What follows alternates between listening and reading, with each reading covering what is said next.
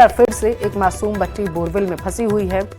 हैरानी की बात यह है कि 19 घंटे से चेतना जो है वो भूखी प्यासी है, क्योंकि बताया जा रहा है कि 3 से 4 साल के बीच के ये बच्ची है और इस दरमियान बोरवेल में फंसी हुई है, जो किसी तरीके की हरकत तो कर पा रही है लेकिन खाना पीना नहीं कर पा रही है, ना खा पा रही है ना पानी पी पा रही है, जिसकी वजह से 19 घंटे बीत चुके हैं और अभी तक चेतना ने ना ही कुछ खाया है और ना ही कुछ पिया है। ऐसी जानकारी सामने निकल कर आ पा रही है और ये सबसे बड़ी समस्या इस वक्त प्रशासनिक अधिकारियों के लिए बनी हुई है, क्योंकि मूवमेंट कर रही है चेतना, लेकिन अगर वो खा पी नहीं रही है तो उसकी स्थिति जो है वो नाजुक हो सकती है। और यही वजह है कि लगातार मासूम से बातचीत जो है वो प्रशासनिक अधिकारी कर रहे हैं कैमरे के जरिए, और क्योंकि 150 फीट पर चेतना अटकी हुई है बोरवेल में, तो उस तक ऑक्सीजन भी पर्याप्त मात्रा में पहुंचता रहे, इसकी भी पर्याप्त व्यवस्थाएं वहां पर की गई हैं। ज़्यादा जानकारी लेंगे हमारे संवाददाता, वहां से लगातार ग्राउंड जीरो पर मौजूद हैं। बीती रात से एक एक तस्वीर हमारे संवाददाता हीरालाल आप तक पहुंचा रहे हैं और उनका रुख हम एक बार फिर से करेंगे, क्योंकि ये जानना बेहद ज़रूरी है कि अभी की तस्वीरें वहां की क्या हैं। हीरालाल, आप वहां पर मौजूद हैं, बीती रात से ही लगातार इस पूरी खबर पर आप नजर बनाए हुए हैं। हम आपके पीछे देख सकते हैं तमाम अधिकारी जो हैं वहां पर मौजूद हैं। बोरवेल में टकटकी लगा के वो इस वक्त बैठे हुए हैं कि बच्ची मूवमेंट करे।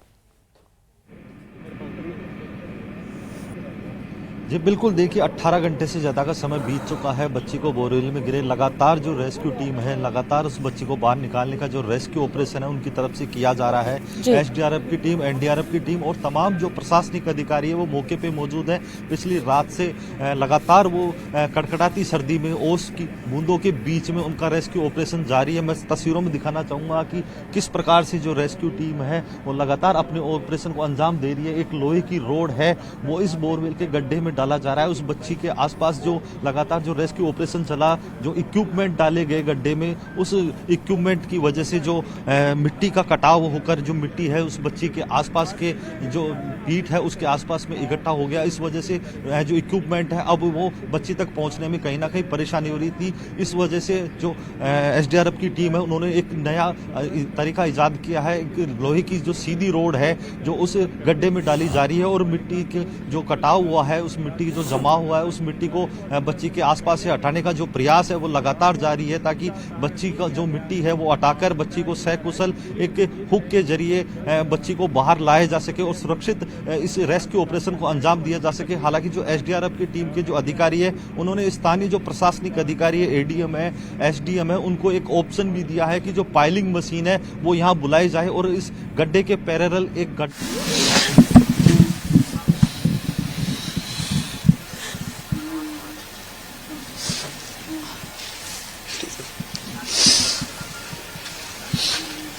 जयपुर से आना है। उसके बाद जो पाइलिंग मशीन आएगी, जो उसके बाद चर्चा होगी किस तरीके से किस जगह एक पैरेलल गड्ढा खोदा जाएगा, उसके बाद बच्ची को रेस्क्यू उस गड्ढे के जरिए किया जाएगा। और अपने दर्शकों को मैं यहाँ ये बता दूं कि हमारे संवाददाता हीरालाल जब इस मामले की जानकारी दे रहे थे तो हमने वो तस्वीरें अपने दर्शकों को दिखाई जो बच्ची के परिजनों की हैं। ये देखिए तस्वीरें जो हैं ये बच्चे के परिजन बताए जा रहे हैं और इनकी तकलीफ जरा आपको सुनवाते हैं। चेतन को हम पड़ गई, फिर 15 फुट को रस्सो डाला, फिर वो रस्सो पकड़ी, फिर छूट गो बना, फिर मम्मी मम्मी करी थोड़ी देर, तो फिर उसके बाद नहीं पता चला, फिर नीचे चली गई। नहीं कल खूब कोशिश करा, 2 बजे पूछ गा, पूरी रात होगी, पूरा दिन होगा, कुछ पता नहीं चल रहा कटेगी कौन कटे।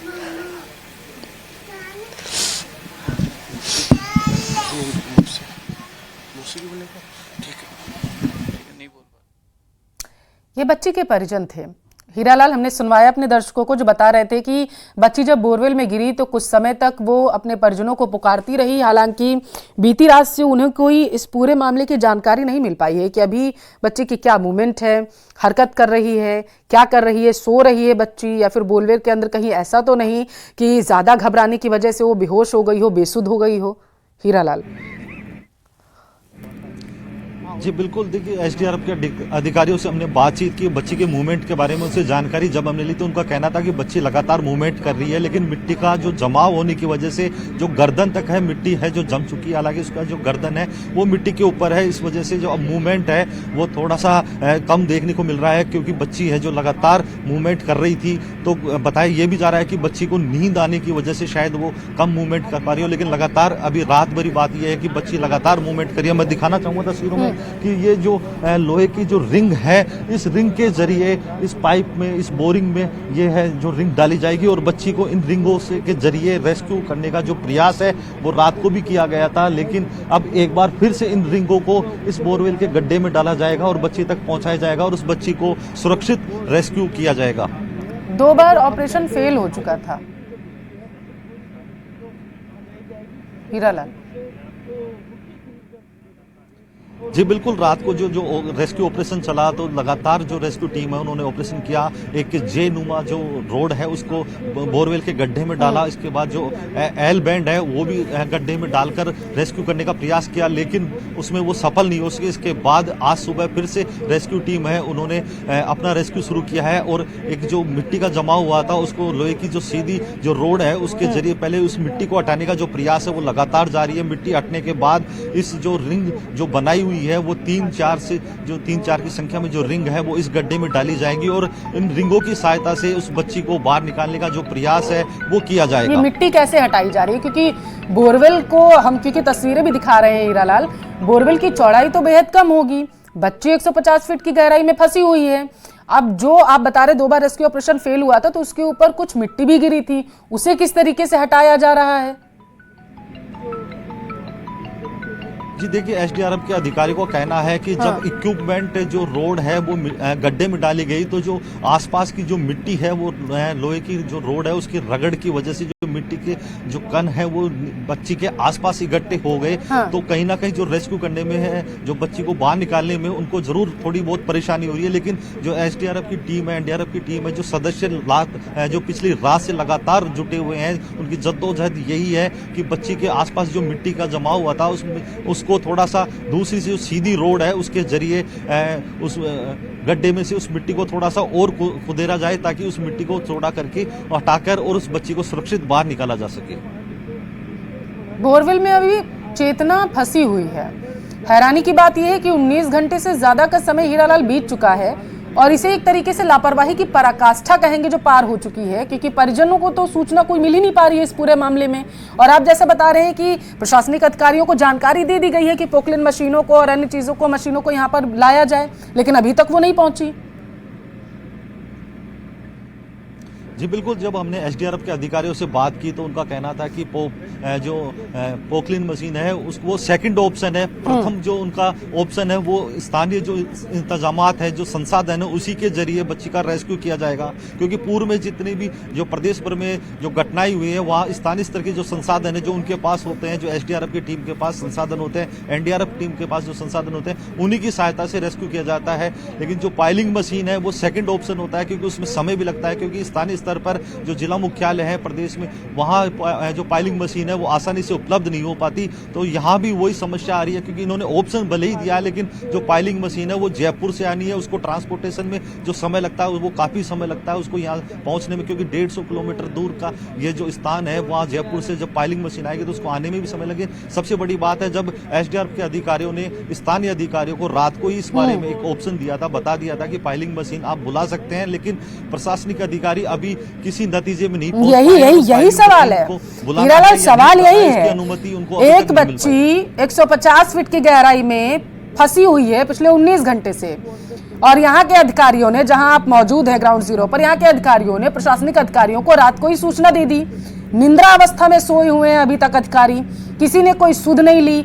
आप अगर बोल रहे हैं कि 100-150 किलोमीटर का जो दायरा है वो बनता है और वहां से आने में समय लगेगा, लेकिन फिर भी 3-4-5 घंटे का समय बीत चुका होगा ना, अभी तक कोई सुध नहीं ली गई, ना ही कोई जानकारी है कि कब पोकलिन मशीनें पहुंचेंगी।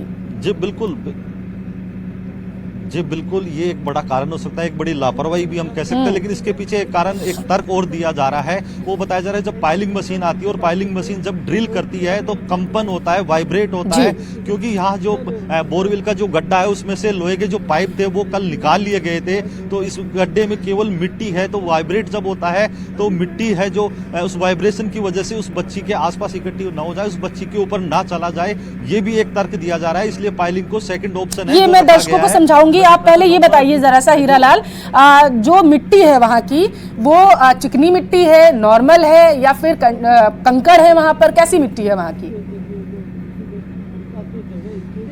बताया जा रहा है कि ये खेती की जो मिट्टी है, जो खेत है, इस मिट्टी में बालू मिट्टी ज्यादा बताई जा रही है, क्योंकि रेतीली है। नीचे से जो मिट्टी है वो इतनी गाढ़ी नहीं है, इतनी जो बिल्कुल जो मिट्टी है वो लगातार जो रेस्क्यू ऑपरेशन है वो किया जा रहा है कि जो मिट्टी है, जो जब रोड इसमें डाली गई तो वो कटाव की वजह से उस बच्चे के आसपास जो आप सोचिए हीरालाल, ये बलुई मिट्टी है, बलुई मिट्टी जो होती है रात में ठंडी हो जाती है। एक तरफ मौसम विभाग चेतावनी दे रहा है कि कड़ाके की ठंड पड़ेगी, दूसरी तरफ बच्ची वहां पर फंसी हुई है। सोचिए उसे कितनी ठंड लग रही होगी, ना खाया है ना पिया है उसने, परिजनों का तो बुरा हाल होगा।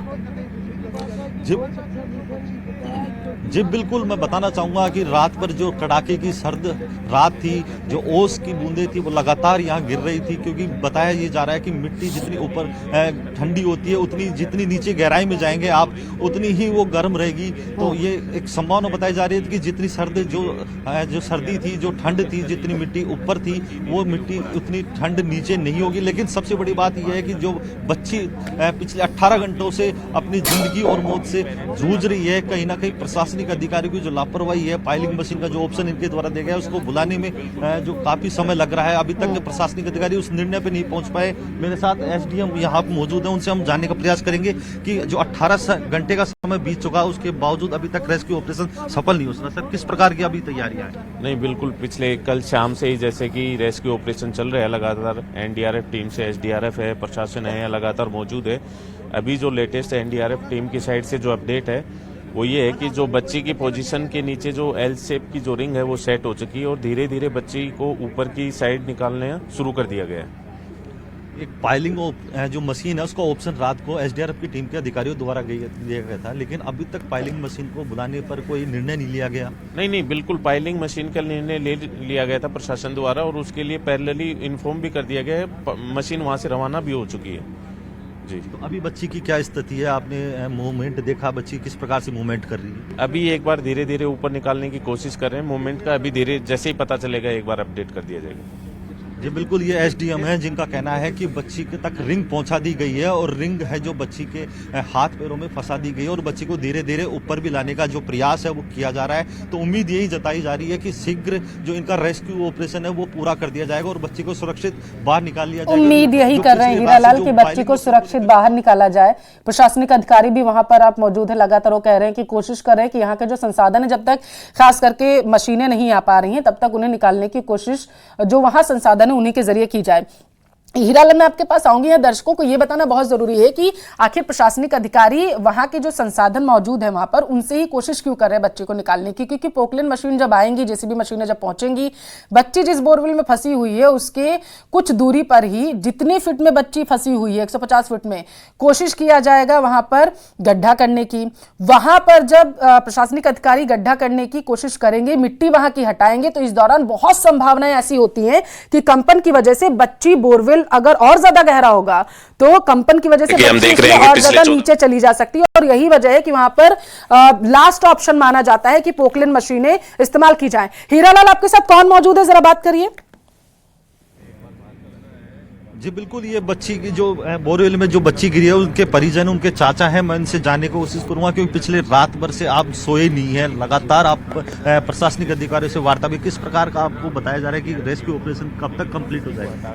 देखिए, एनडीआरएफ और एसडीआरएफ जो टीम लगी हुई है कल से प्रयास कर रही है और बच्ची बिल्कुल सुरक्षित थी कल से और मूवमेंट भी कर रही थी और ये बार बार राड डालने से और बार बार प्रयास करने से उसकी मिट्टी उसके पास, बच्चे के पास जा रही है और 3 बजे के करीब एनडीआरएफ और एसडीआरएफ दोनों ने जवाब दे दिया था कि बच्ची नहीं निकाल पा रही। अब वे एक देसी जुगाड़ के जरिए निकाल पा रहे हैं फिलहाल। तो मैं सरकार से यही निवेदन करूंगा कि पाइलिंग मशीन की व्यवस्था अगर आपसे पहले कर दी होती तो अब तक वहां तक अब सफर कर पाते और बच्ची सुरक्षित निकल पाती। एसडीआरएफ के अधिकारियों ने पाइलिंग मशीन का ऑप्शन दिया था स्थानीय अधिकारियों को, आप तक भी ये बात पहुंचाई गई थी कि पाइलिंग मशीन बुला ली जाए। स्थानीय अधिकारियों ने अभी तक कोई निर्णय नहीं किया। देखो, हमने तो बार हम तो सरकार से यही निवेदन कर रहे हैं कि जल्द से जल्द बच्ची को सुरक्षित निकाला जाए, कैसे भी मशीन मंगाए और दूसरा ऑप्शन किया जाए। अब ये तो एक मात्र टाइम पास कर रहे हैं, देसी जुगाड़ के जरिए काम कर रहे हैं फिलहाल। अभी क्या स्थिति है बच्ची, क्योंकि आपने अधिकारियों से बात की होगी बच्ची को लेकर, वो क्या आपको बता रहे हैं? अब वो तो यही कह रहे हैं कि हम तो प्रयास कर रहे हैं साहब निकालने में और कोई एक्शन नहीं ले पा रहे हैं। तो आपको लगता है कहीं ना कहीं जो प्रशासनिक अधिकारी है उनकी लापरवाही? बिल्कुल लापरवाही, हमें तो ये लग रहा है बिल्कुल लापरवाही नजर आ रही है प्रशासन की। 20 घंटे के करीब हो गई बच्ची को अब तक। प्रशासनिक अधिकारी क्या कहना है, कब तक इनका रेस्क्यू ऑपरेशन चलेगा, कब बच्ची को सुरक्षित बाहर निकाल लिया जाएगा? अभी प्रशासन का कोई जवाब नहीं है संतुष्ट पूर्वक। तो आप प्रशासन की जो कार्रवाई चल रही है उससे संतुष्ट है? नहीं, बिल्कुल कोई संतुष्ट नहीं है।